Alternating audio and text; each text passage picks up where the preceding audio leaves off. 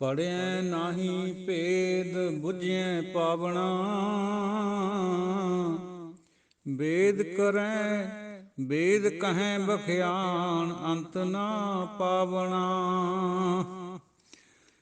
ਨਾਨਕ ਜੁਗ ਜੁਗ ਏਕ ਮਨ ਵਸਾਵਣਾ। ਗੁਰਮੁਖ ਸੁਖ ਫਲ ਪਾਏ ਸਹਿਜ ਸਮਾਵਣਾ। ਸੋ ਸਤਿਗੁਰ ਧੰਨ ਧੰਨ ਜਿਨ ਭ੍ਰਮਗੜ੍ਹ ਤੋੜਿਆ। ਸੋ ਸਤਿਗੁਰ ਵਾਹ ਵਾਹ ਜਿਨ ਹਰਿ ਸਿਉ ਜੋੜਿਆ। ਮੁਰਦਾ ਹੋਏ ਮੁਰੀਦ ਨਾ ਗੱਲੀ ਹੋਵਣਾ। ਸਾਵਰ ਸਿਦਕ ਸ਼ਹੀਦ ਭਰਮ ਪਉ ਖੋਵਣਾ। ਸੇਵਕ ਹੋਏ ਸੰਜੀਦ ਨਾ ਹਸਣ ਰੋਵਣਾ।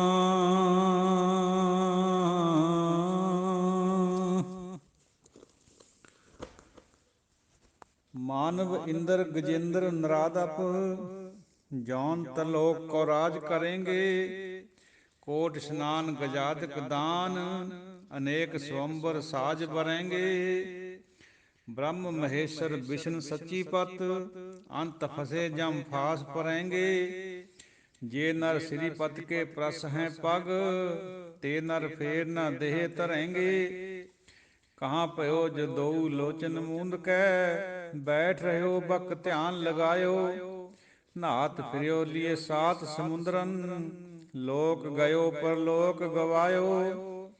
ਬਾਸ ਕਿਓ ਬਿਖਿਆਨ ਸੋ ਬੈਠ ਕੈ ਐਸੇ ਹੀ ਐਸੇ ਸੋ ਬੈਸ ਬਿਤਾਇਓ।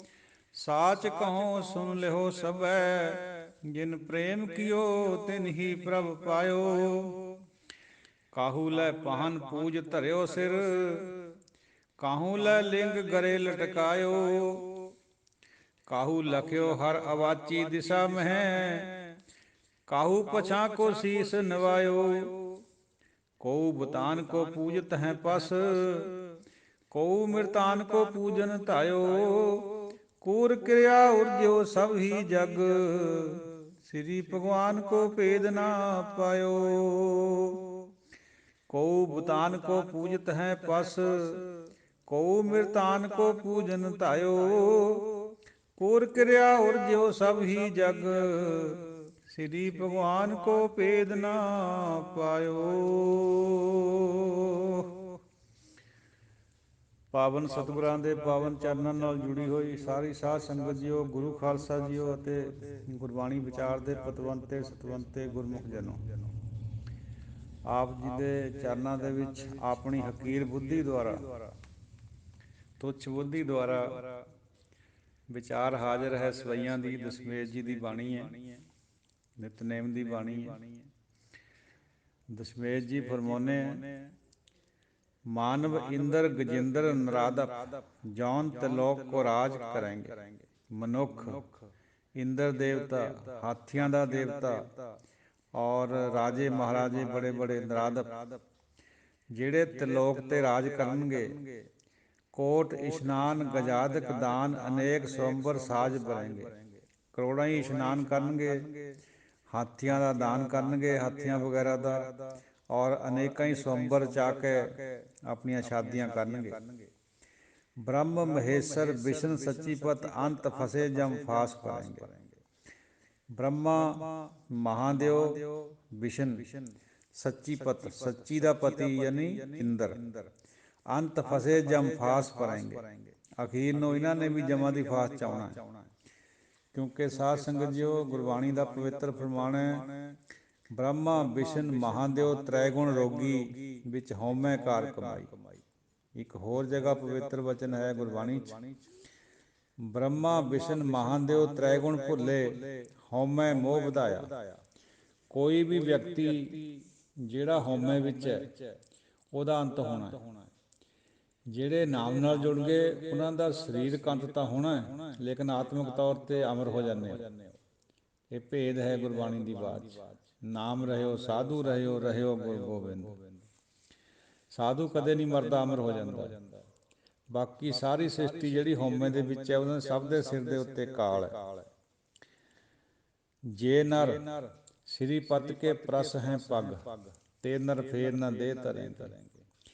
ਜਿਹੜੇ ਮਨੁੱਖ ਪਰਮਾਤਮਾ ਵਾਹਿਗੁਰੂ ਪਤੀ ਦੇ ਪੈਰਾਂ ਨੂੰ ਪਰਸਦੇ ਆ, ਤੇ ਨਰ ਫੇਰ ਨਾ ਦੇ ਤਰੇਂਗੇ। ਮੁੜ ਕੇ ਉਹਨਾਂ ਦੀ 84 ਕੱਟੀ ਜਾਊਗੀ, ਮੁੜ ਕੇ ਦੇਹ 'ਚ ਨਹੀਂ ਆਉਣਗੇ ਜਿਹੜੇ ਵਾਹਿਗੁਰੂ ਦੇ ਬਣ ਗਏ। ਕਹਾਂ ਭਇਓ ਜੋ ਦਊ ਲੋਚਨ ਮੂੰਦ ਕੈ, ਬੈਠ ਰਹਿਓ ਬਕ ਧਿਆਨ ਲਗਾਇਓ। ਕਿਆ ਹੋਇਆ? ਕਹਾ ਭਇਓ। ਕਹਾਂ ਨਹੀਂ ਬੋਲਣਾ ਇਹਨੂੰ, ਕਹਾਂ ਜਗ੍ਹਾ ਦੇ ਨਾਲ ਤਾਲਕ ਰੱਖਦਾ ਹੈ। ਕਹਾ ਕਿਆ ਤੋਂ ਮਤਲਬ ਹੈ ਕੀ, ਕਿਆ ਗੱਲ ਹੈ, ਕਿਆ ਭਇਓ। ਜੋ ਦਊ ਲੋਚਨ ਮੂੰਦ ਕੇ, ਦੋਹੇ ਅੱਖਾਂ ਬੰਦ ਕਰਕੇ ਬਗਲੇ ਦੀ ਤਰ੍ਹਾਂ ਧਿਆਨ ਲਗਾ ਕੇ ਬੈਠਿਆ ਬੰਦਿਆ ਬੈਠਾ ਹੈ। ਬਗਲਾ ਵੀ ਧਿਆਨ ਲਾਉਂਦਾ, ਇੱਕ ਲੱਤ 'ਤੇ ਭਾਰ ਵੀ ਖੜ੍ਹਦਾ, ਦੋਹੇ ਅੱਖਾਂ ਵੀ ਬੰਦ ਰੱਖਦਾ, ਥੋੜ੍ਹਾ ਥੋੜ੍ਹਾ ਦੇਖਦਾ ਰਹਿੰਦਾ। ਜਾਂ ਮੱਛੀ ਕੋਲ ਨੂੰ ਆਈ ਜਦੇ ਪਕੜ ਲੈਂਦਾ। ਤੋ ਇਸ ਤਰ੍ਹਾਂ ਦੇ ਧਿਆਨ ਲਗਾਉਣ ਦੀ ਕੋਈ ਮਹਿਮਾ ਨਹੀਂ ਹੈ ਗੁਰਬਾਣੀ 'ਚ। ਨਹਾਤ ਫਿਰਿਓ ਲੀਏ ਸਾਤ ਸਮੁੰਦਰਨ, ਇਸ਼ਨਾਨ ਕਰਦਾ ਫਿਰਿਆ ਤੀਰਥਾਂ 'ਤੇ, 7 ਸਮੁੰਦਰਾਂ 'ਤੇ। ਆਪਣਾ ਆਹ ਲੋਕ ਵੀ ਖੋਲਿਆ, ਪਰਲੋਕ ਵੀ ਗਵਾ ਲਿਆ। ਲੋਕ ਗਇਓ ਪਰਲੋਕ ਗਵਾਇਓ। ਕਿੰਨੀਆਂ ਸਖਤ ਹਦਾਇਤਾਂ ਗੁਰੂ ਮਹਾਰਾਜ ਦੀਆਂ। ਇਹ ਜਿਹੜਾ ਕਰਮ ਧਰਮ ਹੋ ਰਿਹਾ ਹੈ, ਹੁਣ ਵੀ ਹੋ ਰਿਹਾ ਉਸੇ ਤਰ੍ਹਾਂ, ਲੱਖਾਂ ਦੀ ਗਿਣਤੀ 'ਚ ਇਸ਼ਨਾਨ ਹੋ ਰਹੇ। ਕੋਈ ਮਤਲਬ ਨਹੀਂ ਬਣਦਾ ਇਹਨਾਂ ਚੀਜ਼ਾਂ ਦਾ। ਬਾਸ ਕੀਓ ਵਿਖਿਆਨ ਸੋ ਬੈਠ ਕੇ, ਐਸੇ ਹੀ ਐਸੇ ਸੋ ਬੈਸ ਬਤਾਇਓ। ਈਵਲ ਲੋਕਾਂ ਦੇ ਨਾਲ ਬਾਸ ਰੱਖਿਆ, ਵਿਖਿਆਂ ਵਿਕਾਰਾਂ ਦੇ ਵਿੱਚ ਬਾਸ ਰੱਖਿਆ। ਅਜਿਹੇ ਲੋਕਾਂ ਦੀ ਸੰਗਤ ਸੋਬਤ ਕਰਕੇ ਆਪਣੀ ਜ਼ਿੰਦਗੀ ਬਿਤਾ ਲਈ। ਸਾਚ ਕਹੋ ਸੁਨ ਲਿਹੋ ਸਭੈ, ਜਿਨ ਪ੍ਰੇਮ ਕੀਓ ਤਿਨ ਹੀ ਪ੍ਰਭ ਪਾਇਓ। ਪਾਤਸ਼ਾਹ ਧੰਨ ਧੰਨ ਦਸ਼ਮੇਸ਼ ਜੀ ਫਰਮਾ ਰਹੇ ਹੈ ਬਈ ਮੈਂ ਸੱਚ ਕਹਿ ਰਿਹਾ, ਸਾਰੇ ਸੁਣ ਲਓ ਭਾਈ ਕੰਨ ਦੇ ਕੇ। ਜਿਨ੍ਹਾਂ ਨੇ ਪ੍ਰੇਮ ਕਰਿਆ ਰੱਬ ਦੇ ਨਾਲ, ਪਰਮਾਤਮਾ ਉਹਨਾਂ ਨੇ ਪਾਇਆ। ਕਿਸੇ ਦੰਭ ਦੇ ਵਿੱਚੋਂ, ਕਿਸੇ ਪਖੰਡ ਦੇ ਵਿੱਚੋਂ, ਕਿਸੇ ਕਰਮ ਧਰਮ ਜਿਹੜਾ ਤ੍ਰੈਗੁਣਾ 'ਚ ਹੁੰਦਾ ਉਹਦੇ ਨਾਲ ਕਿਸੇ ਨੇ ਪਰਮਾਤਮਾ ਨਹੀਂ ਪਾਇਆ। ਜਿਵੇਂ ਕੱਲ੍ਹ ਵਿਚਾਰ ਕਰੀ ਸੀ ਵੀ ਵਿਰਾਗ ਝੂਠਾ, ਅੱਖਾਂ 'ਚ ਕੌੜਾ ਤੇਲ ਪਾ ਕੇ ਕਰਿਆ ਜਾਂਦਾ। ਬਹੁਤ ਸੌਂਗ ਉਤਾਰੇ ਜਾਂਦੇ ਦੁਨੀਆ ਦੇ ਵਿੱਚ, ਡਿੰਬ ਦੁਨੀਆ ਨੂੰ ਮੂਰਖ ਬਣਾਉਣ ਖਾਤਰ ਲੋਕਾਂ ਨੂੰ ਇਹ ਕਰਿਆ ਜਾਂਦਾ। ਇਹਦੇ ਨਾਲ ਰੱਬ ਦਾ ਕੋਈ ਤਲਕ ਨਹੀਂ ਹੈ। ਇਹ ਆਪਣੇ ਆਪ ਨੂੰ ਧੋਖਾ ਦੇਣਾ ਜਾਂ ਲੋਕਾਂ ਨੂੰ ਉੱਲੂ ਬਣਾਉਣਾ।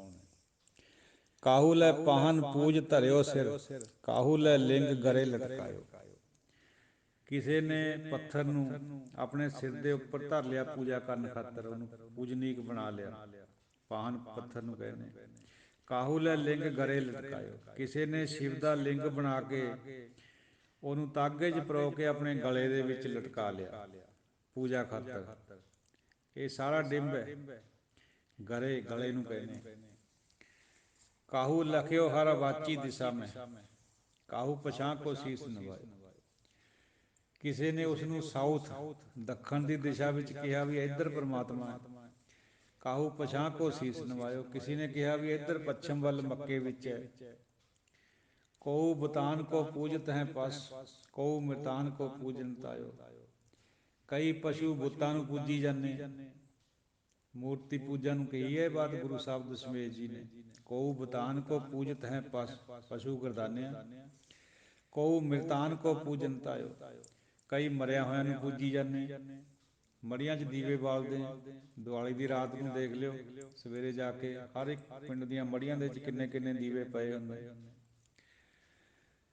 ਮਰਨ ਵਾਲਿਆਂ ਨੂੰ ਯਾਦ ਰੱਖਣਾ ਹੁੰਦਾ, ਉਹਨਾਂ ਦੀ ਯਾਦ ਮਨਾਓ, ਲੇਕਿਨ ਇਹ ਕਰਮ ਨਾ ਕਰੋ ਵੀ ਦੀਵੇ ਬਾਲ ਕੇ ਉਹਨਾਂ ਨੂੰ ਕੁਛ ਚਾਨਣਾ ਹੋ ਜਾਊਗਾ। ਇਹ ਪੰਡਤਾਣੀ ਕਰਮ ਹੈ। ਕੂੜ ਕਿਰਿਆ ਉਰਜੋ ਸਭ ਹੀ ਜਗ, ਸ੍ਰੀ ਭਗਵਾਨ ਕੋ ਭੇਦ ਨਾ ਪਾਇਓ। ਸਭ ਕੂੜ ਕਿਰਿਆ ਭਾਈ, ਸੱਚ ਦੀ ਕਿਰਿਆ ਨਹੀਂ ਹੈ। ਸਾਰਾ ਜਗਤ ਹੀ ਇਹਦੇ 'ਚ ਫਸਿਆ ਪਿਆ। ਪਰਮਾਤਮਾ ਦਾ ਭੇਦ ਕਿਸੇ ਨੂੰ ਨਹੀਂ ਆਉਂਦਾ।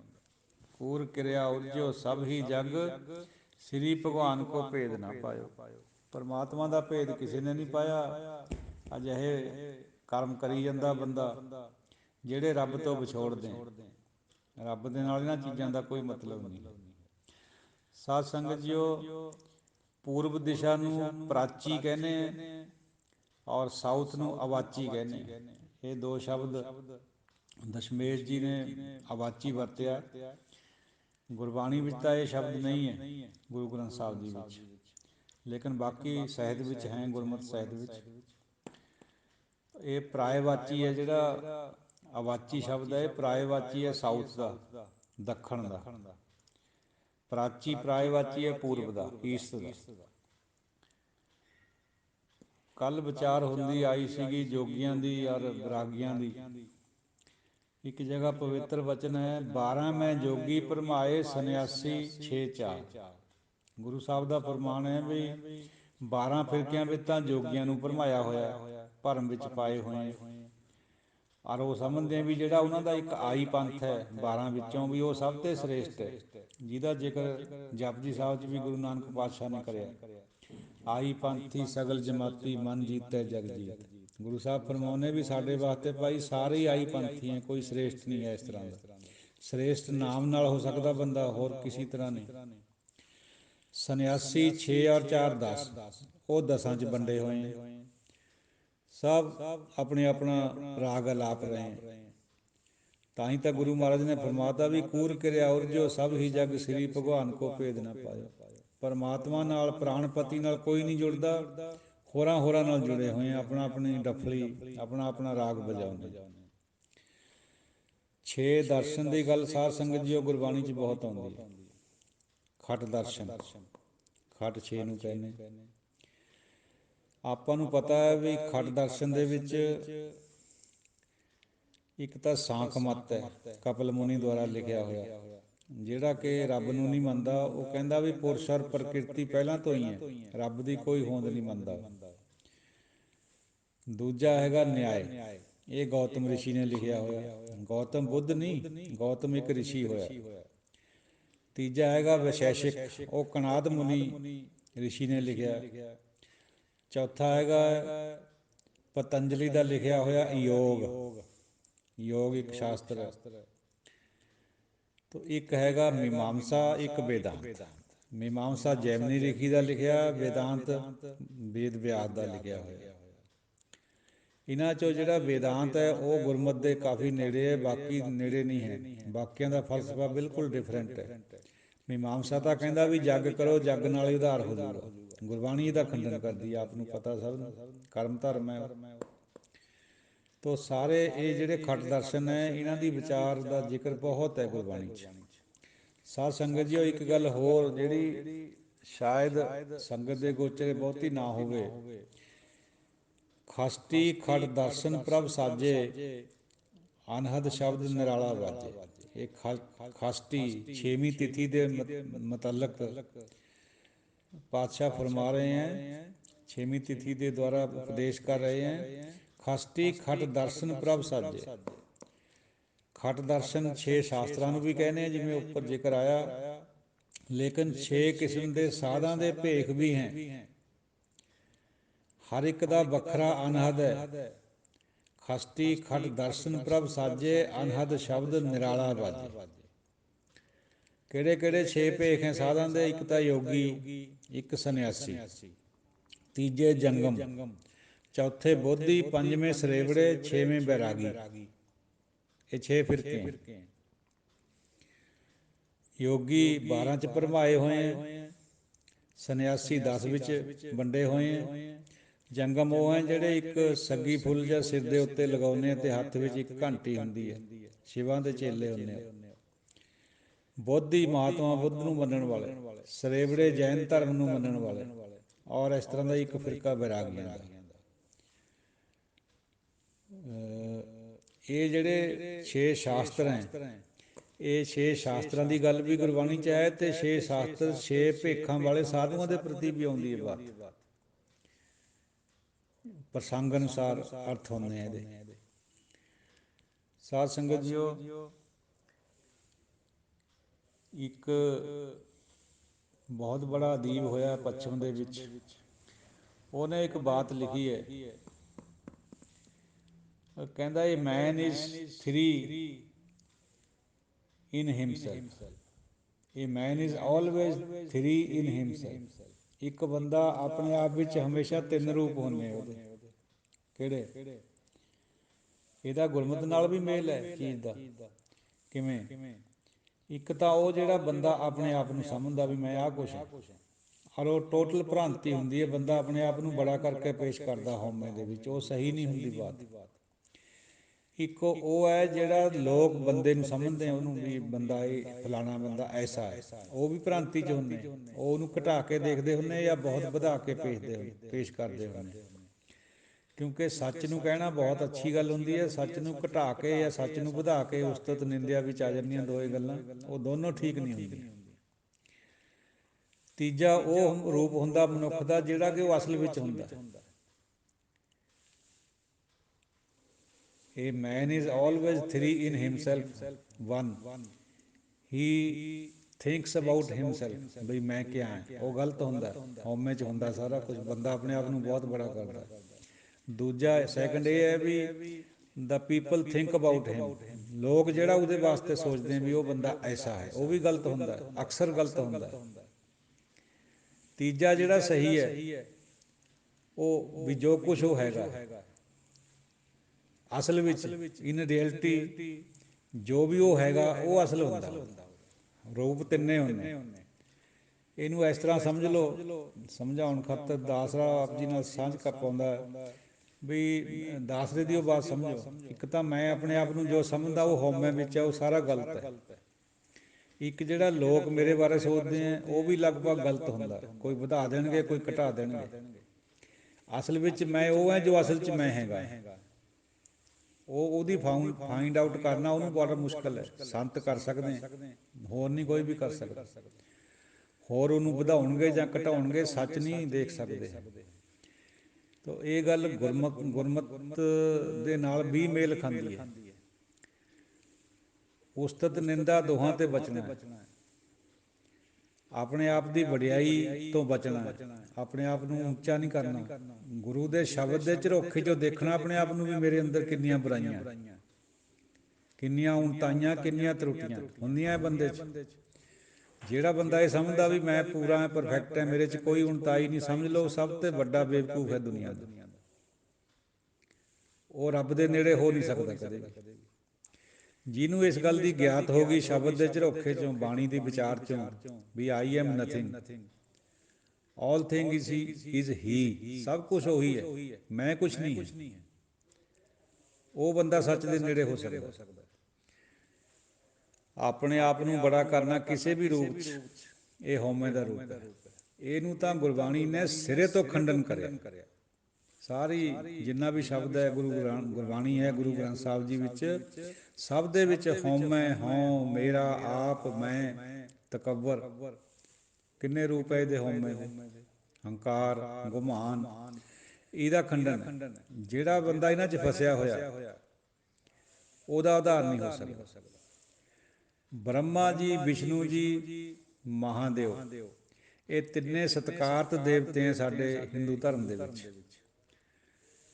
ਸਤਿਕਾਰ ਕਰਨਾ ਬਣਦਾ ਹਰ ਇੱਕ ਦੇਵਤੇ ਦਾ, ਕਿਉਂਕਿ ਉਹ ਵੀ ਕਿਸੇ ਦੇ ਪੂਜਨੀਕ ਹੈ। ਗੁਰੂ ਸਾਹਿਬ ਨੇ ਸਾਨੂੰ ਹਦਾਇਤ ਕਰੀ ਹੈ ਵੀ ਸਤਿਕਾਰ ਕਰਨਾ ਹੈ, ਮੰਨਣਾ ਨਹੀਂ ਹੈ, ਪੂਜਾ ਨਹੀਂ ਕਰਨੀ ਉਹਨਾਂ ਦੀ। ਆ ਦੇਖੋ, ਤਾਂ ਹੀ ਤਾਂ ਬਾਰ ਬਾਰ ਬਚਨ ਆ ਰਹੇ ਵੀ ਬ੍ਰਹਮਾ ਵਿਸ਼ਨ ਮਹਾਦੇਵ ਤ੍ਰੈ ਗੁਣ ਰੋਗੀ ਵਿੱਚ ਹਉਮੈ ਕਾਰ ਕਮਾਈ। ਇਹ ਤਿੰਨਾਂ ਗੁਣਾਂ 'ਚ ਮੰਨਿਆ ਬਾਣੀ ਨੇ ਇਹਨਾਂ ਨੂੰ। ਤਿੰਨਾਂ ਗੁਣਾਂ ਵਾਲਾ ਰਜੋ ਸਤੋ ਤਮੋ ਮਾਇਆ, ਮਾਇਆ ਦੇ ਗੁਣ ਇਹ। ਚੌਥੇ ਗੁਣ ਵਾਲਾ ਸੰਤ ਹੁੰਦਾ, ਉਹਦੀ ਪੂਜਾ ਦਾ ਵਿਧਾਨ ਹੈ, ਪਰਮਾਤਮਾ ਦੀ ਪੂਜਾ ਦਾ ਵਿਧਾਨ ਹੈ ਇੱਕ ਦਾ। ਤੋ ਜਿੰਨਾ ਚਿਰ ਸਾਨੂੰ ਇਸ ਚੀਜ਼ ਦੀ ਸਮਝ ਨਹੀਂ ਆਉਂਦੀ ਏਕੇ ਦੀ ਗੁਰਬਾਣੀ 'ਚੋਂ, ਚਾਹੇ ਦਸ਼ਮੇਸ਼ ਜੀ ਦੀ ਬਾਣੀ ਹੈ, ਚਾਹੇ ਭਾਈ ਗੁਰਦਾਸ ਜੀ, ਭਾਈ ਨੰਦ ਲਾਲ ਜੀ, ਚਾਹੇ ਬਾਕੀ ਗੁਰੂ ਗ੍ਰੰਥ ਸਾਹਿਬ ਜੀ ਹੈ, ਜਿੰਨਾ ਚਿਰ ਏਕੇ ਦੀ ਸਮਝ ਨਹੀਂ ਆਉਂਦੀ ਗੁਰਬਾਣੀ ਦੀ ਸਮਝ ਨਹੀਂ ਆ ਸਕਦੀ। ਪੜ੍ਹੀ ਸੁਣੀ ਜੋ ਮਰਜ਼ੀ ਕਰੀ ਜਾਈਏ, ਪੜ੍ਹਿਆ ਨਹੀਂ ਭੇਦ ਬੁੱਝਿਆ ਪਾਵਨ, ਇਹ ਬੁੱਝਣੀ ਪੈਣੀ ਹੈ ਬਾਤ ਵਿੱਚੋਂ। ਹਉਮੈ ਨੂੰ ਇਨ ਐਨੀ ਵੇ ਨਹੀਂ ਸਵੀਕਾਰਿਆ ਗਿਆ। ਕਰਮ ਧਰਮ ਦਾ ਕੋਈ ਮਤਲਬ ਨਹੀਂ ਹੈ ਜੇ ਉਹ ਇੱਕ ਦੇ ਨਿਮਿੱਤ ਨਾ ਹੋਵੇ। ਇੱਕ ਦੇ ਨਿਮਿੱਤ ਹੋਵੇ ਤਾਂ ਉਹ ਬਹੁਤ ਵਧੀਆ ਚੀਜ਼ ਹੈ। ਕੋਈ ਬੰਦਾ ਤੀਰਥ ਇਸ਼ਨਾਨ ਕਰਨ ਜਾਂਦਾ, ਤੀਰਥਾਂ ਦਾ ਖੰਡਨ ਕਰਦੀ ਹੈ ਗੁਰਬਾਣੀ ਹਜ਼ਾਰਾਂ ਹੀ ਜਗ੍ਹਾ। ਪਰ ਜੇ ਕਿਸੇ ਦੀ ਭਾਵਨਾ ਇਹ ਹੈ ਵੀ ਉੱਥੇ ਕੋਈ ਸੰਗਤ ਹੋ ਜੂ, ਜਾ ਕੇ ਕਿਸੇ ਮਹਾਂਪੁਰਸ਼ ਦੇ ਦਰਸ਼ਨ ਹੋ ਜਾਊਗੇ, ਤਾਂ ਉਹਦੇ 'ਚ ਬੁਰਾਈ ਵੀ ਕੁਛ ਨਹੀਂ ਹੈ। ਡੁਬਕੀ ਲਾ ਕੇ ਸਰੀਰ ਦੀ ਮੈਲ ਉਤਰ ਸਕਦੀ ਹੈ ਵੱਧ ਤੋਂ ਵੱਧ। ਲੇਕਿਨ ਜਿਹੜਾ ਉੱਥੇ ਤੀਰਥ ਜਾਣ ਦਾ ਹੋਰ ਮਕਸਦ ਹੁੰਦਾ ਉਹ ਸਹੀ ਹੋਵੇ ਅਗਰ, ਫਿਰ ਤੀਰਥ ਵੀ ਬੁਰਾ ਨਹੀਂ ਹੈ।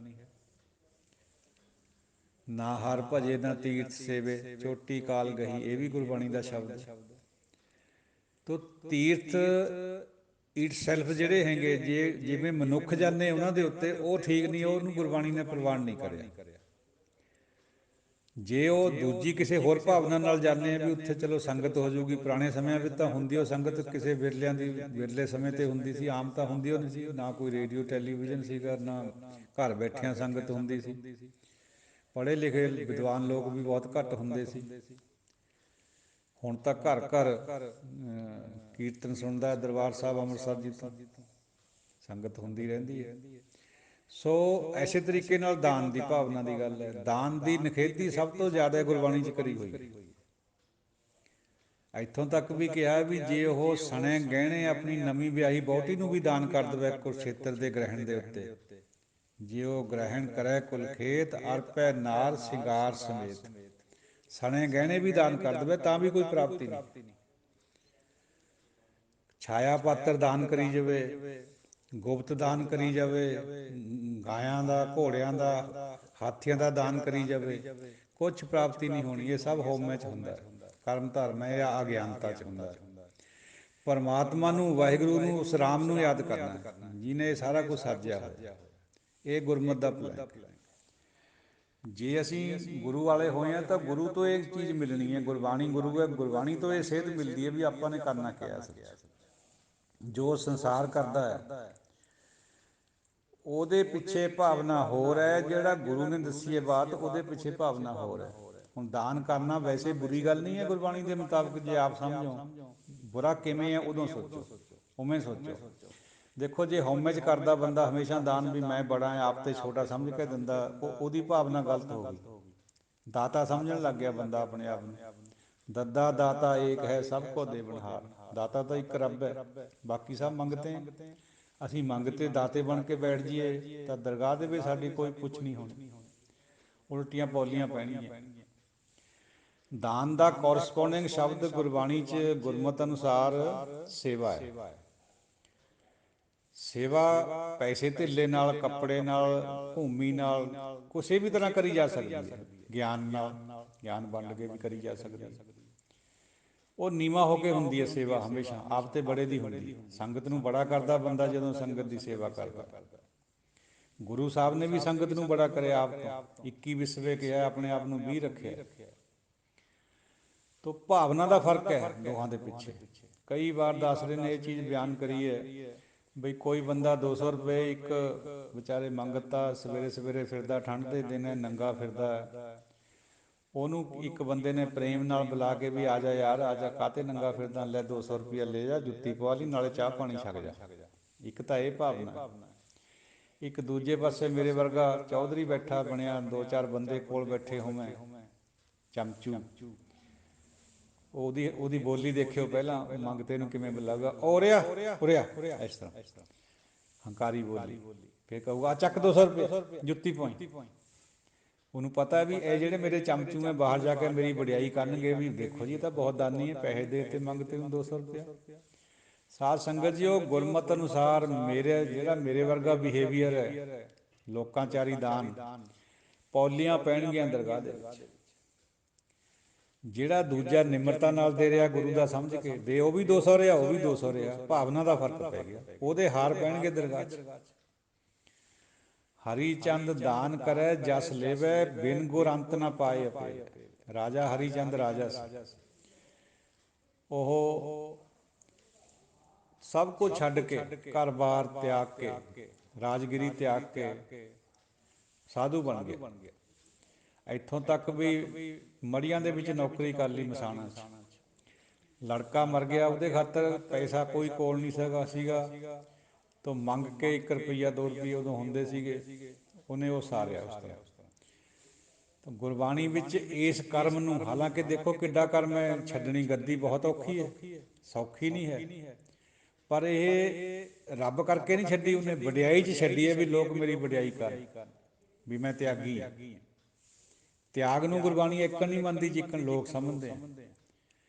ਤਿਆਗ ਕਰਨਾ ਹੈ ਤਾਂ ਕਾਮ ਕ੍ਰੋਧ ਲੋਭ ਮੋਹ ਹੰਕਾਰ ਦਾ ਤਿਆਗ ਕਰੋ, ਹਉਮੈ ਦਾ ਤਿਆਗ ਕਰੋ।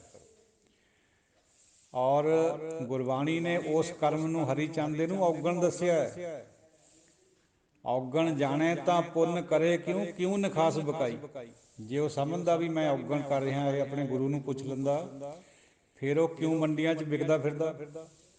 ਨਖਾਸ ਗੁਲਾਮਾਂ ਦੀ ਜਾਂ ਡੰਗਰਾਂ ਦੀ ਮੰਡੀ ਨੂੰ ਕਹਿੰਦੇ, ਉਹ ਵਿਕਦਾ ਫਿਰਿਆ, ਵੇਚਿਆ ਉਹਨੇ ਆਪਣੇ ਆਪ ਨੂੰ ਵੀ।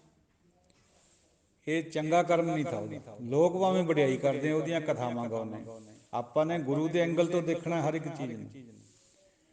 ਔਗਣ ਜਾਣੇ ਤਾਂ ਪੁੰਨ ਕਰੇ ਕਿਉਂ, ਕਿਉਂ ਨਖਾਸ ਬਕਾਈ। ਤਿਨ ਹਰੀਚੰਦ ਪ੍ਰਿਥਵੀ ਪਤ ਰਾਜਾ, ਕਾਗਦ ਕੀਮ ਨਾ ਪਾਈ। ਲਿਖੇ ਹੋਏ ਦੀ ਕੀਮਤ ਨਹੀਂ ਪਾਈ। ਗੁਰੂ ਨੂੰ ਨਹੀਂ ਪੁੱਛਿਆ ਵੀ ਮੈਂ ਆਹ ਕੰਮ ਕਰਾਂ ਕਿ ਨਾ ਕਰਾਂ। ਰਾਜਗੀਰੀ 'ਚ ਸੇਵਾ ਵੀ ਹੈ। ਜੇ ਰਾਜਾ ਹੁੰਦੇ ਹੋਏ ਸੇਵਾ ਕਰਦਾ ਲੋਕਾਂ ਦੀ ਚੰਗੇ ਢੰਗ ਨਾਲ, ਔਰ ਰੱਬ ਨੂੰ ਰੱਖਦਾ ਯਾਦ ਰਾਜੇ ਜਨਕ ਦੀ ਤਰ੍ਹਾਂ, ਫਿਰ ਉਹਨੂੰ ਛੱਡਣ ਦੀ ਲੋੜ ਨਹੀਂ ਸੀ ਇਹ ਕੰਮ ਕਰਨ ਦੀ। ਇਹ ਹੈ ਤਿਆਗ ਦਾ ਮਤਲਬ ਗੁਰਬਾਣੀ 'ਚ। ਜਿਹੜਾ ਪੁਰਾਣੀ ਸਭਿਅਤਾ ਵੀ ਸਾਡਾ ਤਿਆਗ ਹੈ, ਉਹ ਨਹੀਂ ਪ੍ਰਵਾਨ ਹੈ ਗੁਰਮਤਿ ਵਿੱਚ। ਵਿੱਚ ਰਹਿੰਦੇ ਹੋਏ ਸੰਸਾਰ ਦੇ ਫਿਰ ਆਪਣੇ ਮਨ ਨੂੰ ਤਿਆਗੀ ਬਣਾਵੇ, ਉਹ ਤਿਆਗ ਹੈ। ਹਰ ਗੱਲ ਦੇ ਪਿੱਛੇ ਭਾਵਨਾ ਦਾ ਫਰਕ ਹੈ। ਹੁਣ ਇਹ ਚੀਜ਼ਾਂ ਸਮਝਣੀਆਂ ਜੇ ਹੈ ਤਾਂ ਇਹ ਫਿਰ ਵਿਵੇਕ ਨਾਲ ਆਉਣੀਆਂ, ਸੰਗਤ ਵਿੱਚੋਂ ਆਉਣਗੀਆਂ। ਜਿੰਨਾ ਚਿਰ ਵਿਵੇਕ ਨਹੀਂ ਜਾਗਦਾ, ਬੰਦਾ ਜਾਂ ਇੱਧਰ ਰਹੂਗਾ ਜਾਂ ਉੱਧਰ ਰਹੂਗਾ, ਜਾਂ ਸੰਸਾਰੀ ਰਹੂਗਾ ਜਾਂ ਤਿਆਗੀਓ ਬਣ ਜਾਊਗਾ। ਇਹ ਦੋਹੇ ਪ੍ਰਵਾਨਿਤ ਨਹੀਂ ਹੈ। ਵਿੱਚ ਰਹਿੰਦੇ ਹੋਏ ਸੰਸਾਰ ਦੇ ਕਮਲ ਦੇ ਫੁੱਲ ਦੀ ਤਰ੍ਹਾਂ ਆਪਣੇ ਆਪ ਨੂੰ ਅਲੂਫ ਜੁਦਾ ਰੱਖਣਾ। ਦੁਨੀਆ ਦੀ ਜਿਹੜੀ ਮੈਲ ਹੈ, ਛਿੱਟੇ ਹੈ ਪਾਣੀ ਦੇ, ਉਹ ਨਹੀਂ ਆਉਣ ਦੇਣੇ। ਤੋ ਸਾਧ ਸੰਗਤ ਜੀਓ, ਵਿਚਾਰਾਂ ਕਰਦਿਆਂ ਕਈ ਵਾਰੀ ਬਹੁਤ ਸਾਰੀਆਂ ਅਨੇਕਾਂ ਤਰੁੱਟੀਆਂ ਰਹਿ ਜਾਂਦੀਆਂ, ਭੁੱਲਾਂ ਹੋ ਜਾਂਦੀਆਂ। ਬੰਦਾ ਭੁੱਲਣਹਾਰ ਜੋ ਹੋਇਆ, ਭੁੱਲਣ ਵਿੱਚ ਕੀ ਆ ਸਭ ਕੋਈ, ਕਰਤਾ ਆਪ ਨਾ ਭੁੱਲੈ। ਇੱਕ ਭੁੱਲ ਤੋਂ ਬਾਹਰ ਹੋਈ ਹੈ, ਭੁੱਲਣ ਅੰਦਰ ਸਭ ਕੋ ਅਭੁੱਲ ਗੁਰੂ ਕਰਤਾਰ। ਤੋ ਭੁੱਲ ਦੀ ਮਾਫੀ ਮੰਗੀ ਜਾ ਸਕਦੀ ਹੈ, ਫਿਰ ਹੋਰ ਤਾਂ ਕੋਈ ਇਲਾਜ ਨਹੀਂ ਹੈ। ਸਾਧ ਸੰਗਤ ਬਖਸ਼ਣਹਾਰ ਹੈ। ਔਰ ਸਾਧ ਸੰਗਤ ਜੀ ਇਹ ਵੀ ਗੱਲ ਹੈ ਵੀ ਆਪਾਂ ਕਈ ਦਫਾ ਮੂੰਹ ਤੋਂ ਨਿਕਲ ਜਾਂਦਾ ਵੀ ਸਾਧ ਸੰਗਤ ਬਖਸ਼ਣਯੋਗ ਹੈ। ਇਹਨੂੰ ਵਿਚਾਰ ਕੇ ਦੇਖਿਓ, ਇਹ ਗੱਲ ਦਾ ਕਿਆ ਮਤਲਬ ਹੈ। ਬਖਸ਼ਣਯੋਗ ਉਹ ਹੁੰਦਾ ਜਿਹਨੂੰ ਬਖਸ਼ਿਆ ਜਾ ਸਕੇ, ਯੋਗ ਹੋਵੇ ਬਖਸ਼ਣ ਦੇ। ਸੰਗਤ ਬਖਸ਼ਣਯੋਗ ਨਹੀਂ ਹੈ, ਬਖਸ਼ਣਯੋਗ ਅਸੀਂ ਹੁੰਦੇ ਹਾਂ। ਸੰਗਤ ਬਖਸ਼ਣਹਾਰ ਹੁੰਦੀ ਹੈ। ਗੁਰੂ ਵੀ ਬਖਸ਼ਣਹਾਰ ਹੁੰਦਾ, ਗੁਰੂ ਬਖਸ਼ਣਯੋਗ ਨਹੀਂ ਹੁੰਦਾ। ਫਿਰ ਤਾਂ ਅਸੀਂ ਗੁਰੂ ਦੀ ਤੌਹੀਨ ਕਰ ਰਹੇ ਹਾਂ ਵੀ ਉਹ ਯੋਗ ਹੈ, ਉਹਨੇ ਕੋਈ ਗਲਤੀ ਕਰ ਲਈ, ਉਹ ਬਖਸ਼ਣ ਦੇ ਯੋਗ ਹੈ। ਇਸ ਤਰ੍ਹਾਂ ਨਹੀਂ ਸੋਚਣਾ ਕਦੇ ਵੀ। ਨਿਕਲ ਜਾਂਦਾ ਗਲਤੀ ਨਾਲ, ਭਾਵੇਂ ਸਾਡੀ ਭਾਵਨਾ ਨਹੀਂ ਹੁੰਦੀ, ਪਰ ਵਰਤਣਾ ਵੀ ਠੀਕ ਨਹੀਂ ਇਸ ਤਰ੍ਹਾਂ ਸ਼ਬਦ ਨੂੰ। ਤੋ ਸੰਗਤ ਹਮੇਸ਼ਾ ਬਖਸ਼ਣਹਾਰ ਹੁੰਦੀ ਹੈ। ਬਖਸ਼ਣਯੋਗ ਅਸੀਂ ਹੁੰਦੇ ਹਾਂ ਜੇ, ਉਹ ਵੀ ਤਾਂ ਜੇ ਅਸੀਂ ਮਹਿਸੂਸ ਕਰ ਲਈਏ ਆਪਣੀ ਗਲਤੀ ਨੂੰ, ਸੰਗਤ ਵਿੱਚ ਆ ਜਾਈਏ, ਪੱਲਾ ਪਾ ਕੇ ਬੇਨਤੀ ਕਰੀਏ ਵੀ ਮੇਰੇ ਤੋਂ ਗਲਤੀ ਹੋ ਗਈ ਹੈ।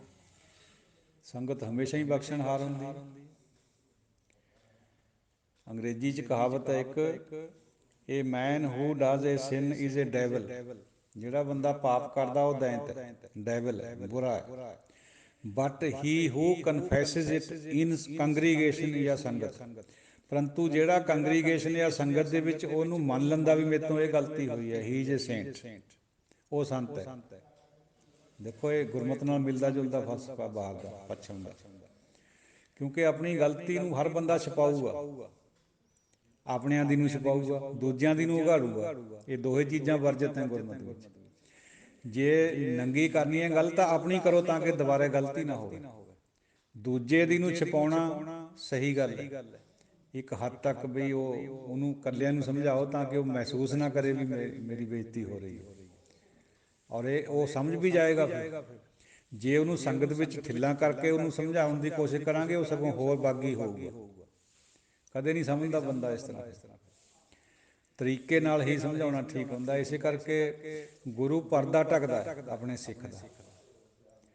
ਕਈ ਜਿਹੜੇ ਥੋੜ੍ਹੇ ਜਿਹੇ ਸੱਚ ਨਾਲ ਜੁੜੇ ਹੋਏ ਹੁੰਦੇ ਨਾ, ਬਾਹਰੀ ਸੱਚ ਨਾਲ, ਅੰਦਰੂਨੀ ਸੱਚ ਨਹੀਂ ਹੁੰਦਾ ਉਹਨਾਂ ਦੇ ਪੱਲੇ, ਉਹ ਬਹੁਤ ਲਾਲਦੇ ਇਸ ਗੱਲ ਨੂੰ ਵੀ ਸੱਚੀ ਕਹੋ ਜੀ, ਸੱਚ ਕਹੋ, ਉਹਨੇ ਇਸ ਤਰ੍ਹਾਂ ਕਰਿਆ।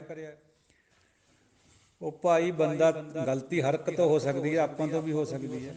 ਉਹਨੂੰ ਮਾਰਨਾ ਨਹੀਂ ਹੁੰਦਾ, ਉਹਨੂੰ ਸਮਝਾਉਣਾ ਹੁੰਦਾ। ਉਹਦੀ ਨਿੰਦਿਆ ਜਾਂ ਬੇਇੱਜ਼ਤੀ ਨਹੀਂ ਕਰਨੀ ਹੁੰਦੀ, ਉਹਨੂੰ ਇਕੱਲੇ ਨੂੰ ਸਮਝਾਓ ਵੀ ਦੇਖ ਭਾਈ ਇਹ ਗੱਲ ਠੀਕ ਨਹੀਂ। ਅਗਰ ਫਿਰ ਵੀ ਨਹੀਂ ਉਹ ਮੰਨਦਾ, ਫਿਰ ਸੰਗਤ 'ਚ ਲਿਆ ਦਿਓ ਗੱਲ ਉਹਦੀ, ਲੋਕਾਂ 'ਚ ਫਿਰ ਲਿਆ ਦਿਓ। ਸੋ ਕੋਸ਼ਿਸ਼ ਕਰਨੀ ਚਾਹੀਦੀ ਹੈ ਵੀ ਦੂਜੇ ਦਾ ਪਰਦਾ ਢਕਣਾ ਚਾਹੀਦਾ ਹੈ। ਇਹ ਡਿਵਿਨਿਟੀ ਹੈ।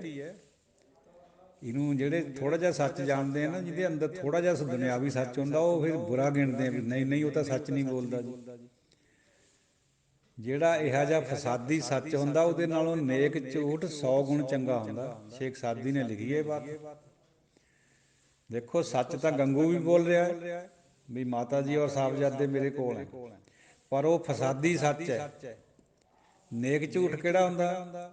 ਜਿਹੜਾ ਭਾਈ ਗਨੀ ਖਾਂ ਭਾਈ ਨਬੀ ਖਾਂ ਬੋਲ ਰਹੇ ਤੇ ਵੀ ਉੱਚ ਦੇ ਪੀਰ ਹੈ ਵੀ ਉੱਚ ਦੇ ਪੀਰ ਸੀਗੇ। ਤੇ ਜਿਸ ਭਾਵਨਾ ਨਾਲ ਉਹ ਕਹਿ ਰਹੇ ਸੀਗੇ ਸਮਝਾਉਣ ਖਾਤਰ ਫੌਜਦਾਰ ਨੂੰ, ਉੱਚ ਇੱਕ ਜਗ੍ਹਾ ਮੁਲਤਾਨ ਦੇ ਕੋਲ, ਉੱਥੇ ਬਹੁਤ ਸਾਰੇ ਪੀਰਾਂ ਦੀਆਂ ਕਬਰਾਂ ਵਗੈਰਾ ਵੀ ਬਣੀਆਂ ਹੋਈਆਂ, ਬਹੁਤ ਉੱਚਤਮ ਮੰਨਿਆ ਜਾਂਦਾ ਉਹਨਾਂ ਨੂੰ। ਜਿਹੜੇ ਉੱਚ ਦੇ ਪੀਰ ਉੱਥੇ ਹੈ, ਉੱਚ ਜਗ੍ਹਾ ਹੈ, ਉਹ ਲਵਾ ਨਹੀਂ ਕੱਢਦੇ ਕਦੇ ਵੀ। ਜਿਹੜੇ ਉੱਚ ਵਾਲੇ ਪੀਰ ਹੈ ਮੁਸਲਮਾਨ, ਬਾਕੀ ਮੁਸਲਮਾਨ ਲਵਾ ਕੱਢਦੇ ਮੁੱਛਾਂ ਦੇ ਹੇਠਾਂ ਤੋਂ ਸਾਫ਼ ਕਰ ਦਿੰਦੇ। ਤੋ ਜੇ ਉਹ ਹੋਰ ਕੋਈ ਪੀਰ ਕਹਿੰਦੇ ਭਾਈ ਗਨੀ ਖਾਂ ਭਾਈ ਨਬੀ ਖਾਂ, ਤਾਂ ਫੌਜਦਾਰ ਨੂੰ ਸ਼ੱਕ ਪੈ ਜਾਣੀ ਸੀ ਵੀ ਇਹਨਾਂ ਦੇ ਤਾਂ ਕਿ ਗੁਰੂ ਸਾਹਿਬ ਦੇ ਤਾਂ ਕੋਈ ਐਸਾ ਕਰਮ ਨਹੀਂ, ਤਾਂ ਤੁਹਾਨੂੰ ਉਹਨਾਂ ਨੇ ਤਾਂ ਕੇਸਾਂ ਨੂੰ ਛੇੜਿਆ ਹੀ ਨਹੀਂ ਕਦੇ ਵੀ। ਸਾਨੂੰ ਵੀ ਹੁਕਮ ਕਰਿਆ ਵੀ ਇਹਨਾਂ ਨੂੰ ਨਹੀਂ ਭੰਗ ਕਰਨਾ ਕਿਸੇ ਵੀ ਤਰੀਕੇ ਨਾਲ, ਭੱਦਣ ਨਹੀਂ ਕਰਨਾ, ਰੰਗਣਾ ਨਹੀਂ, ਕਤਲ ਨਹੀਂ ਕਰਨਾ ਇਹਨਾਂ ਦਾ, ਪੱਟਣੇ ਨਹੀਂ। ਤੋ ਉਹ ਸਾਬਤ ਸੂਰਤ ਰਹਿੰਦੇ ਉਹ ਵੀ ਜਿਹੜੇ ਉੱਚ ਦੇ ਪੀਰ ਹੈ। ਇਹ ਇਸ ਕਰਕੇ ਉਹ ਯਕੀਨ ਆਇਆ ਫੌਜਦਾਰ ਨੂੰ। ਯਕੀਨ ਫਿਰ ਵੀ ਘੱਟ ਆਇਆ। ਫਿਰ ਉਹਨਾਂ ਨੇ ਮੀਟ ਖਿਲਾਉਣ ਦੀ ਗੱਲ ਕਹੀ, ਉਹ ਪਹਿਲਾਂ ਸੰਗਤ 'ਚ ਆ ਚੁੱਕੀ ਹੈ। ਉਹਨਾਂ ਨੇ ਪਰਖਿਆ ਬਹੁਤ ਤਰ੍ਹਾਂ ਤੋਂ। ਗੱਲ ਕਹਿਣ ਵਾਲੀ ਇਹ ਹੈ ਵੀ ਜਿਹੜਾ ਅਸੱਤ ਹੁੰਦਾ ਹੈ, ਅਗਰ ਉਹਦੀ ਭਾਵਨਾ ਨੇਕ ਹੋਵੇ, ਉਹ 100 ਗੁਣ ਚੰਗਾ ਹੁੰਦਾ ਫਸਾਦੀ ਸੱਚ ਨਾਲੋਂ। ਨੇਕ ਝੂਠ ਹੈ ਜਿਹੜਾ, ਇਹੀ ਉਹ ਚੀਜ਼ ਹੈ ਜਿਹੜੀ ਅਸ਼ਵਥਾਮਾ ਨੂੰ ਇੱਕ ਦਿਨ ਪਹਿਲਾਂ ਵਿਚਾਰ ਹੋਈ ਸੀ ਗਰੁੱਪ 'ਚ। ਅਸ਼ਵਥਾਮਾ ਬਾਰੇ 'ਚ ਕੁਹਾਇਆ ਗਿਆ, ਯੁਧਿਸ਼ਟਰ ਤੋਂ ਕ੍ਰਿਸ਼ਨ ਜੀ ਨੇ ਕੁਹਾਇਆ ਵੀ ਕਾਹਦੇ ਅਸ਼ਵਥਾਮਾ ਮਾਰਿਆ ਗਿਆ, ਚਾਹੇ ਉਹ ਹਾਥੀ ਸੀ ਚਾਹੇ ਉਹਨਾਂ ਦੀ ਸੈਨਾਪਤੀ ਸੀਗਾ। ਇਹ ਤਾਂ ਇੱਕ ਕਹਾਣੀ ਹੈ ਬਣਾਈ ਹੋਈ, ਕਿਉਂਕਿ ਯੁਧਿਸ਼ਟਰ ਸੱਚ ਬੋਲਦਾ ਸੀ। ਉਹ ਕਹਿੰਦਾ ਮਾਧੋ ਹੱਥ ਜੋੜ ਕੇ ਵੀ ਆਹ ਸਾਹਮਣੇ ਤਾਂ ਹੁੰਦਾ ਮਾਰੋ ਮਾਰ ਕਰਦਾ, ਮੈਂ ਝੂਠ ਕਿਵੇਂ ਬੋਲਾਂ? ਕਹਿੰਦੇ ਬੋਲ, ਤੇਰੇ ਬੋਲਣ ਨਾਲ ਤੇਰੇ ਸੈਨਿਕਾਂ ਨੂੰ ਤੇਰੇ ਪਰ ਤਸੱਲੀ ਹੈ ਵੀ ਤੂੰ ਸੱਚ ਬੋਲਦਾ ਹੈ, ਉਹਨਾਂ ਦਾ ਬਚਾਓ ਹੋ ਜਾਊਗਾ, ਨਹੀਂ ਕੌਰਵਾਂ ਨੇ ਤੁਸੀਂ ਮਾਰ ਕੇ ਟੰਗ ਦੇਣੇ ਪੁੱਠੇ। ਜਦ ਅਸ਼ਵਥਾਮਾ ਉਹਨੇ ਕਿਹਾ ਯੁਧਿਸ਼ਟਰ ਨੇ ਵੀ ਅਸ਼ਵਥਾਮਾ ਮਾਰਿਆ ਗਿਆ, ਚੱਕ ਲਓ, ਜਿਵੇਂ ਕਹਿੰਦੇ ਵੀ ਕੰਡੇ ਪਰ ਹੋ ਜਾਓ, ਵਾਕਫ ਹੋ ਜਾਓ। ਜਦ ਇਹ ਫੌਜਾਂ ਵਾਕਫ ਹੋਈਆਂ ਪਾਂਡਵਾਂ ਦੀਆਂ, ਹੱਥੋਂ ਹੱਥੀ ਲੈ ਲਏ ਉਹ ਸਾਰੇ। ਸੋ ਨੇਕ ਜਿਹੜਾ ਨੇਕ ਝੂਠ ਹੈ ਉਹ ਬਹੁਤ ਵਧੀਆ ਹੁੰਦਾ ਸੱਚ ਨਾਲੋਂ ਵੀ ਜਿਹੜਾ ਫਸਾਦੀ ਸੱਚ ਹੈ। ਵੈਸੇ ਬੋਲਣਾ ਸੱਚ ਚਾਹੀਦਾ, ਇਹ 'ਚ ਕੋਈ ਡਾਊਟ ਨਹੀਂ ਹੈ, ਇਹ ਤਾਂ ਗੁਰਬਾਣੀ ਦਾ ਹਦਾਇਤ ਹੈ ਸਾਨੂੰ। ਪਰ ਕਿਤੇ ਕਿਤੇ ਐਕਸੈਪਸ਼ਨਲੀ ਜਿਹੜਾ ਸੱਚ ਫਸਾਦੀ ਬਣਦਾ ਹੋਵੇ, ਜਿਹਦੇ ਨਾਲ ਸਗੋਂ ਨੁਕਸਾਨ ਜ਼ਿਆਦਾ ਹੁੰਦਾ ਹੋਵੇ, ਉਹ ਨਹੀਂ ਬੋਲੀ ਦਾ ਕਦੇ ਵੀ। ਉੱਥੇ ਚੁੱਪ ਰਹਿਣਾ ਠੀਕ ਹੁੰਦਾ। ਜਿਹੜਾ ਅਜਿਹਾ ਸੱਚ ਹੈ, ਹਾਰਮਫੁਲ ਟਰੂਥ ਜਿਹਨੂੰ ਕਹਿੰਦੇ ਆ, A harmful truth is more injurious than truthful lie। ਜਿਹੜੇ ਨਾਲ ਨੁਕਸਾਨ ਜ਼ਿਆਦਾ ਹੁੰਦਾ, ਯਾਨੀ ਹਾਰਮ ਜ਼ਿਆਦਾ ਹੁੰਦੀ ਹੋਵੇ, ਅਜਿਹੇ ਸੱਚ ਨਾਲੋਂ ਸੱਚਾ ਝੂਠ, ਨੇਕ ਝੂਠ ਬੋਲਣਾ ਜ਼ਿਆਦਾ ਬਿਹਤਰ ਹੁੰਦਾ। ਇਹ ਗੱਲ ਗੁਰਮਤ ਵਿੱਚ ਹੈ। ਇਹ ਬਹੁਤ ਉੱਚੀ ਅਵਸਥਾ ਵਾਲੀ ਬਾਤ ਹੈ ਜਿਹੜੀ ਗੁਰੂਆਂ ਨੇ ਸਮਝਾਈ ਹੈ ਆਪਾਂ ਨੂੰ ਵੀ ਪਰਦਾ ਢਕੋ, ਸਤਿਗੁਰ ਸਿੱਖ ਕਾ ਪਰਦਾ ਢੱਕ ਹੈ। ਗੁਰੂ ਨੂੰ ਆ ਰੱਬ ਨੂੰ ਤਾਂ ਪਤਾ ਹੀ ਹੈ ਵੀ ਸਾਡੇ ਅੰਦਰ ਕਿੰਨੀਆਂ ਖਾਮੀਆਂ, ਕਿੰਨੇ ਔਗਣ ਹੈ, ਹਜ਼ਾਰਾਂ ਹੀ। ਕਾਮ ਦੇ, ਕ੍ਰੋਧ ਦੇ, ਲੋਭ ਦੇ, ਮੋਹ ਦੇ, ਹੰਕਾਰ ਦੇ, ਨਿੰਦਿਆ, ਚੋਰੀ, ਚੁਗਲੀ, ਪਤਾ ਨਹੀਂ ਕਿਆ ਕਿਆ ਅੰਦਰ। ਸਮੁੰਦਰ ਨਾਲੋਂ ਜ਼ਿਆਦਾ ਪਾਪ ਹੈ ਆਪਣੇ ਅੰਦਰ। ਮਤ ਸਮਝੋ ਵੀ ਅਸੀਂ ਪਿਓਰ ਹੋ ਗਏ ਹਾਂ। ਪਿਓਰ ਹੋਣਾ ਜਿੱਦਣ ਨਾਮ ਚੱਲ ਪਿਆ, ਉਦਣ ਨਿਕਲਣੇ ਪਾਪ। ਅਜੇ ਤਾਂ ਕੋਸ਼ਿਸ਼ ਹੈ ਆਪਣੀ ਸੰਗਤ ਦੇ ਨਾਲ ਜੁੜ ਕੇ, ਚੰਗੀ ਗੱਲ ਹੈ, ਕਰਨੀ ਚਾਹੀਦੀ ਹੈ, ਪਰ ਅਜੇ ਪਿਓਰਿਟੀ ਨਹੀਂ ਆਈ ਹੈ। ਇਸ ਕਰਕੇ ਸਾਧ ਸੰਗਤ ਜੀ, ਉਹ ਆਪਣੇ ਆਪ ਨੂੰ ਔਗਣ ਹਾਰਾ ਮੰਨਣਾ, ਇਹ ਵੀ ਗੁਰਮਤ ਵਿੱਚ ਹੈ। ਭਾਈ ਗੁਰਦਾਸ ਜੀ ਵਰਗੇ, ਗੁਰੂ ਨਾਨਕ ਪਾਤਸ਼ਾਹ ਵਰਗੇ, ਸਾਰਿਆਂ ਨੇ ਇਹੀ ਬਾਤ ਕਹੀ ਹੈ ਵੀ ਮੈਂ ਨੀਚ ਹੈ, ਮੈਂ ਹਰਾਮਖੋਰ ਹੈ, ਮੈਂ ਕਿਰਤਕਾਨ ਹੈ, ਮੈਂ ਲੂਣ ਹਰਾਮੀ ਸ਼ਬਦ ਵੀ ਵਰਤਿਆ 2-3 ਜਗ੍ਹਾ ਪਾਤਸ਼ਾਹ ਨੇ। ਕਹੋ ਨਾਨਕ ਹਮ ਲੂਣ ਹਰਾਮੀ, ਬਖਸ਼ ਲਹੇ ਪ੍ਰਭ ਅੰਤਰਜਾਮੀ। ਮੈਂ ਚੋਰ ਹਾਂ, ਮੈਂ ਜੁਆਰੀਆਂ ਹੈ, ਮੈਂ ਪਰ ਘਰ ਜੁਹਾਂਦਾ ਹੈ, ਪਤਾ ਨਹੀਂ ਮੇਰੇ 'ਚ ਕਿੰਨੇ ਔਗਣ। ਔਰ ਹਕੀਕਤ ਵਿੱਚ ਦੇਖੋ ਹੈ ਵੀ ਸਹੀ, ਐਕਚੁਅਲੀ ਕਹਿਣ ਦੀ ਗੱਲ ਨਹੀਂ, ਹੈ ਵੀ ਸਹੀ।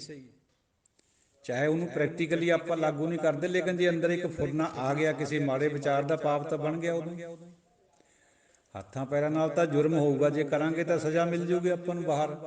ਪੰਚਾਇਤ ਦਵੇ ਜਾਂ ਪੁਲਿਸ ਦਵੇ, ਕਾਨੂੰਨ ਦਵੇ। ਅੰਦਰ ਵਾਲੇ ਜਿਹੜੀ ਅੰਦਰ ਕੋਈ ਵਿਚਾਰ ਉੱਠਦਾ ਬੁਰਾ ਖਿਆਲ, ਜਿਹਨੂੰ ਪਾਪ ਕਿਹਾ ਜਾਂਦਾ, ਉਹਨੂੰ ਕੋਈ ਨਹੀਂ ਦੇਖਦਾ ਸਿਵਾਏ ਗੁਰੂ ਤੋਂ ਜਾਂ ਧਰਮਰਾਜ ਤੋਂ। ਇਸੀ ਕਰਕੇ ਜਿਹੜੇ ਇਹ ਕਿਹਾ ਜਾਂਦਾ ਵੀ ਦੁਨੀਆ ਦੇ ਵਿੱਚ ਜਿਹੜੇ ਅਪਰਾਧੀ ਹੈ ਉਹ ਤਾਂ ਹਜ਼ਾਰਾਂ 'ਚ ਹੋਣਗੇ, ਸਾਰੀ ਦੁਨੀਆ 'ਚ ਜ਼ਿਆਦਾ ਨਹੀਂ ਹੈ, ਪਰ ਪਾਪੀ ਲਗਭਗ ਸਾਰੇ ਹੀ ਹੈ, ਦੋ ਚਾਰ ਨੂੰ ਛੱਡ ਕੇ। ਸਾਰੀ ਸ੍ਰਿਸ਼ਟੀ ਵਿੱਚ ਉਂਗਲੀਆਂ 'ਤੇ ਗਿਣੇ ਜਾ ਸਕਦੇ ਆ ਸੰਤ ਜਿਹੜੇ ਪਾਪ ਤੋਂ ਰਹਿਤ ਹੈ, ਬਾਕੀ ਸਾਰੀ ਸ੍ਰਿਸ਼ਟੀ ਪਾਪਾਂ 'ਚ, ਪਾਪੀ ਹੈ ਸਾਰੇ। ਬੇਸ਼ੱਕ ਜੁਰਮ ਨਹੀਂ ਕਰਦੇ, ਜੁਰਮੀ ਨਹੀਂ ਹੈ, ਪਰ ਪਾਪੀ ਜ਼ਰੂਰ ਹੈ। ਇਹ ਹੈ ਗੁਰਮਤਿ ਦਾ ਸੰਦੇਸ਼। ਜਦੋਂ ਇਹਨਾਂ ਬਾਤਾਂ ਦੀ ਸਮਝ ਆ ਗਈ, ਵਿਵੇਕ ਜਾਗ ਪਿਆ, ਫਿਰ ਬੰਦੇ ਨੇ ਆਪਣੇ ਆਪ ਤੋਂ ਕਹਿਣਾ ਵੀ ਮੇਰੇ ਅੰਦਰ ਇੰਨੇ ਪਾਪ ਹੈ। ਜਿੰਨਾ ਚਿਰ ਨਹੀਂ ਜਾਗਦਾ, ਹਜੇ ਨਹੀਂ ਵਿਵੇਕ ਪੈਦਾ ਹੁੰਦਾ, ਕਹੂਗਾ ਮੇਰੇ ਵਰਗਾ ਕੌਣ ਹੈ, ਮੈਂ ਤਾਂ ਠੀਕ ਹੈ। ਉਹ ਹੈ ਈਗੋ, ਹਉਮੈ, ਇਹ ਕੱਢਣੀ ਅੰਦਰ।